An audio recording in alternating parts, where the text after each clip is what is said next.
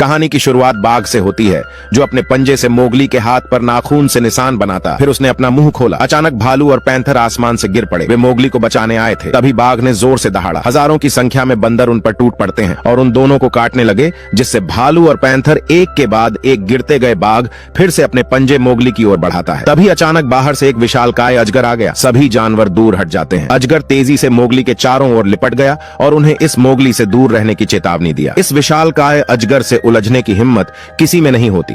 तभी बाघ को हार माननी पड़ी। यह अजगर भूत और भविष्य देख सकता था, तो उसने मोगली की कहानी देखी।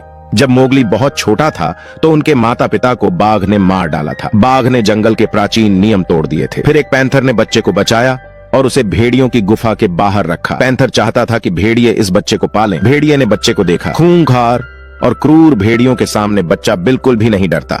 उन्होंने कभी इंसानी बच्चा नहीं देखा। बच्चे को खून से लथपथ देख भेड़िए ने उसे चाट कर साफ किया। फिर अचानक एक लकड़बग्घा दौड़कर आया और बच्चे के ऊपर हमला किया, लेकिन भेड़िए में उसे मार भगाया। फिर जंगल के सभी भेड़िए एक साथ इकट्ठे हो जाते हैं। इंसानी बच्चे को देखकर सबको बड़ा आश्चर्य हुआ। फिर भेड़ियों के सरदार ने कहा कि यह बच्चा यहाँ नहीं रहेगा। यह भेड़िया वंश का कानून है। सरदार की बात को कोई भी नकार नहीं सकता। तभी पैंथर एक हिरण को पकड़ता है। उसने कहा, बच्चे के जीवन के लिए हिरण का सौदा करो। सरदार आगे बढ़ा और बच्चे को ध्यान से देखा। बच्चे को देख सरदार का मन पिघल गया। उसने बच्चे को रखने का फैसला करता है। तभी बाघ लकड़बग्घों के साथ यहाँ आता है। यह जंगल का एक कुख्यात राक्षस है। इंसानी बच्चा को वापस लेने के लिए यहाँ आया था। बाघ ने कहा, मैंने बच्चे के माता पिता का खून चखा है, अब इस बच्चे का भी खून चखना है, लेकिन बच्चे को भेड़ियों द्वारा संरक्षित किया गया है। सरदार बोला, यदि तुम इसे ले जाना चाहते हो तो तुम्हें भेड़ियों को चुनौती देनी होगी। वह सब बाघ को झुंड में चुनौती देते हैं, लेकिन सबको देख बाघ ने कहा, देर सवेर वह बच्चा खा लिया जाएगा। फिर वह घूमा और चला गया। अब बच्चा उनमें से एक बन गया था। कुछ साल बीता, बच्चा बड़ा हो गया था। वह पैंथर की सवारी करता है और हर दिन जंगल में खेलता है। पैंथर ने उसे शिकार करना भी सिखाया। मोगली के एक शिक्षक भी हैं। यह एक भालू है। उसे जंगल में जीवित रहने का हुनर सिखाया। जंगल में हर कोई शिकार बन सकता है। केवल रनिंग टेस्ट पास करके ही आप भेड़ियों के झुंड में शामिल हो सकते हैं। तभी मोगली बंदरों की ओर आकर्षित होता है। उसे लगा कि यह मजाकिया है, लेकिन भालू ने उसे बताया, बंदर बहुत खतरनाक होते हैं, उनसे दूरी बनाए रखना। घर के रास्ते पर उन्हें एक मरी हुई भैंस मिली। इसका मतलब है कि बाघ वापस आ गया है। अब जंगल में युद्ध छिड़ने वाला है। भेड़िया कबीला फिर से इकट्ठा होते हैं। उन्हें डर है कि इससे ज्यादा इंसान जंगल की ओर आकर्षित होंगे। मोगली को बाघ को देना चाहिए। सरदार ने पहले ही अपने मन में एक निर्णय ले लिया था। मोगली केवल तभी बच सकता है जब वह परीक्षा में पास हो जाए। भालू ने मोगली का ट्रेनिंग शुरू कर दिया। बार बार पेड़ से नीचे गिरता रहा। तभी मोगली ने हार नहीं मानी। ट्रेनिंग जारी रखी और आखिरकार उसने डाली पकड़ ली। कुछ दिन बाद मोगली पानी में मछली पकड़ रहा था।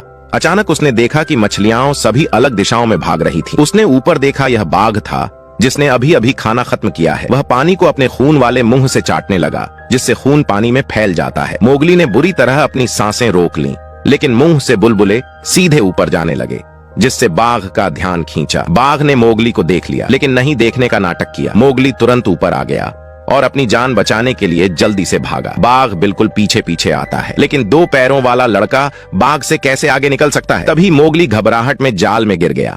एक तेज चीख पैंथर के कानों तक पहुंची। उसे एहसास हुआ कि मोगली खतरे में है। जाल में फंसा मोगली बहुत भाग्यशाली था।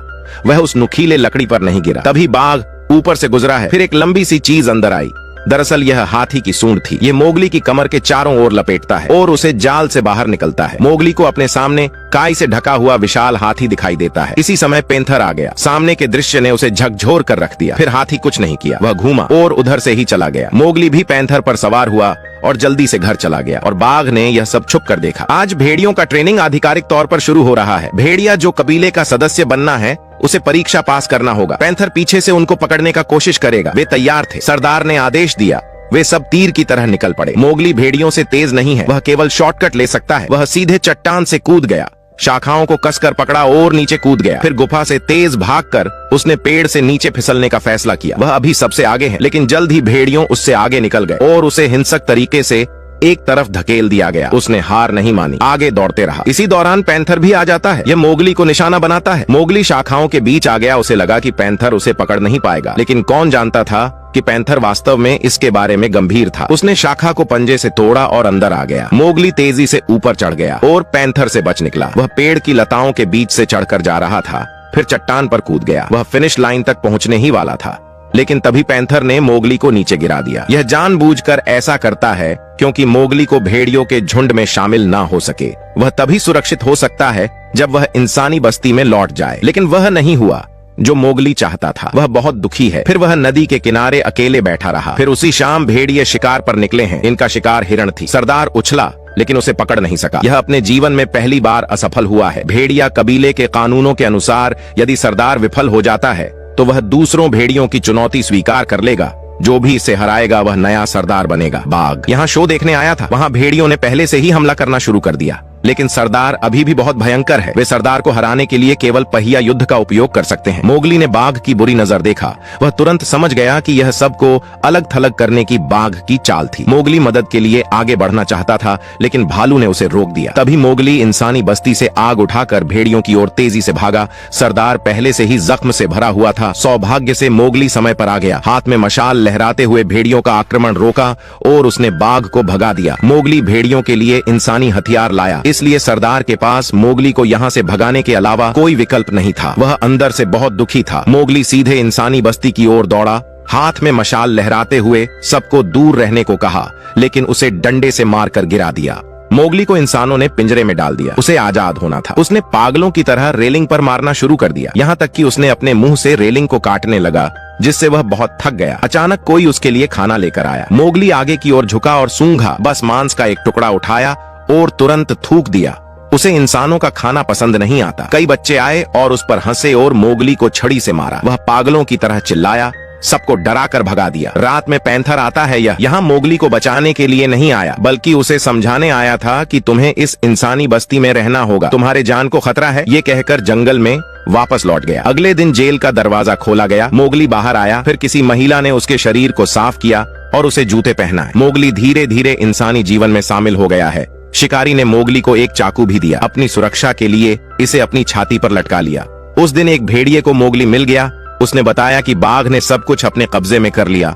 उसने बहुत से भेड़ियों को मार दिया और बाकियों को जंगल के किनारे तक खदेड़ दिया। मोगली अब इंसानों के साथ नया सफर शुरू कर दिया है और अब वह दोबारा भेड़ियों के पास नहीं जाएगा। एक रात मोगली गलती से शिकारी के गोदाम में घुस गया। उसने अंदर सभी प्रकार के जानवर देखे। उसमें अपनी सबसे अच्छी दोस्त को भी देखा। उसे बहुत दुख हुआ। मोगली शिकारी को सोते समय मार डालना चाहता था, लेकिन आखिर में उसने अपना मन बदल लिया। मोगली ने कोने में देखा, उधर एक विशाल हाथी के दांत था। उसने गुप्त रूप से हाथी के दांत को विशाल हाथी को लौटा दिया और उसके साथ एक समझौता किया, बस जंगल में बाघ से छुटकारा पाने में मेरी मदद करो। फिर मोगली ने बाघ को अकेले में बुलाया। बाघ बहुत अहंकारी है। उसे लगता है कि वह यह लड़ाई जीत लेगा। अचानक मोगली ने आसमान में देखा और जोर से चिल्लाया।